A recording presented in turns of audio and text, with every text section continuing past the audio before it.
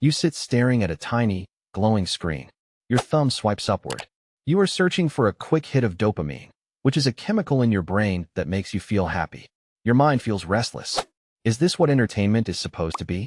For 99% of human history, this evening routine would make absolutely no sense. Your ancestors did not have screens. They did not have electricity. Yet, their brains were structurally identical to yours. How did they occupy their minds when the survival work was done? To answer this, we must look at how early humans lived. Anthropologists used to think prehistoric life was a relentless struggle for survival. They believed early humans spent every waking second hunting, gathering, and running from predators. But this view was completely wrong. In the 1960s, anthropologist Richard Lee studied the Jew/Hoansi hunter-gatherers of the Kalahari Desert in Africa. He found that adults only worked about 15 hours a week to gather all the food they needed. The rest of their time was completely free. What did they do with those extra 50 hours? They played. They sang. They told stories. They rested. Does that sound like a brutal existence to you? Play is not a modern luxury. It is a biological necessity. It is how mammals learn to navigate their world safely. When you watch a puppy play fight, it is practicing self-defense. Your ancestors did the same. They played games that built physical strength, coordination, and social bonds. In the rugged landscapes of Ice Age Europe, survival depended on cooperation. Hunter-gatherers could not afford to be selfish. They needed games that taught them how to trust each other. They played games of agility and skill. They threw stones at targets. They ran races. They wrestled. Who was the fastest runner in the band? These games were not just for fun. They were training. They prepared young hunters for the tracking of mammoths and the escape from cave hyenas. But play was also mental. Play started in childhood. Children played with toys that prepared them for adult life. Archaeologists like Pierre Baudou have studied sites like Pinsevent in France. They found miniature flint tools scattered around the ancient hearths. These tools were not made by master craftsmen. They were crude. They were small. They were the work of children learning how to knap stone through play. Can you picture a child sitting near the fire, mimicking their parents' movements? Play was the original school.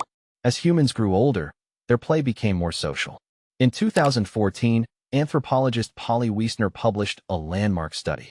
She analyzed the conversations of the Jew/Hoansi during the day and at night. During the day, their talk was practical.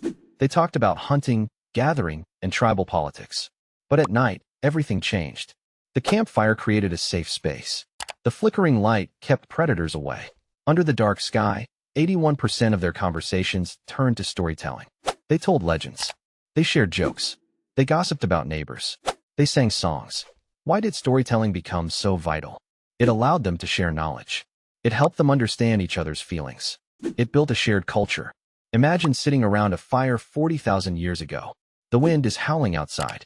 The flames cast dancing shadows on the cave walls. An elder begins to speak. He describes a mythical beast. He mimics its roar.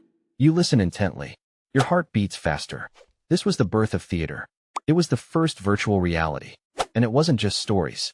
Music was also a massive part of their lives. In 2008, archaeologist Nicholas Connard made an incredible discovery. In the Hohlfels cave in southwestern Germany, he excavated a small flute. It was carved from the bone of a griffin vulture. It had 5 precisely placed finger holes. It was dated to over 35,000 years ago. Think about that. In the middle of a freezing ice age, humans were making musical instruments.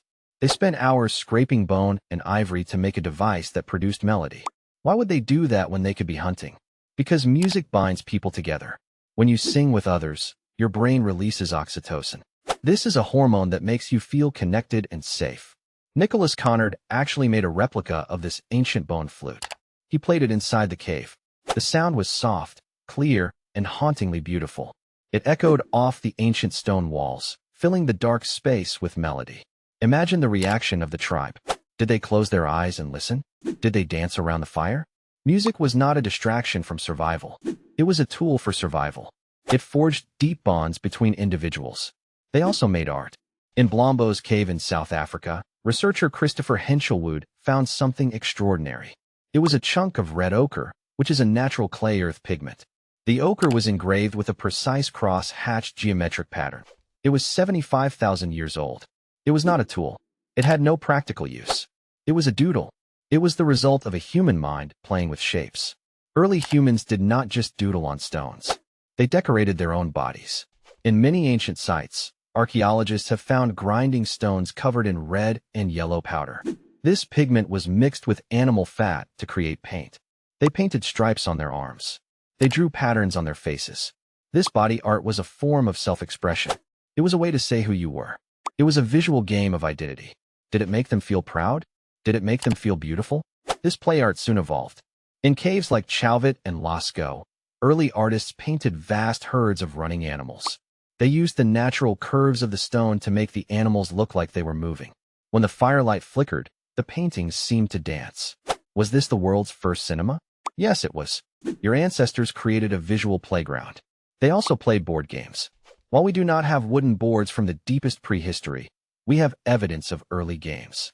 In the Neolithic site of Ain Ghazal in Jordan, which is a very early farming village, archaeologists found simple clay tokens and game boards carved into stone. They played games of strategy. They rolled knucklebones like dice. They predicted the future. They laughed at their bad luck. They cheered for their wins. Do you see the pattern here? Every single thing we do for fun today has an ancient ancestor. Your video games are just digital stories around a campfire. Your concerts are just larger versions of the whole Fells Cave gatherings. Your art galleries are just Chauvet cave walls with better lighting. Your sports stadiums are just the open savanna where warriors ran races. We have not changed. Our technology has simply grown more complex.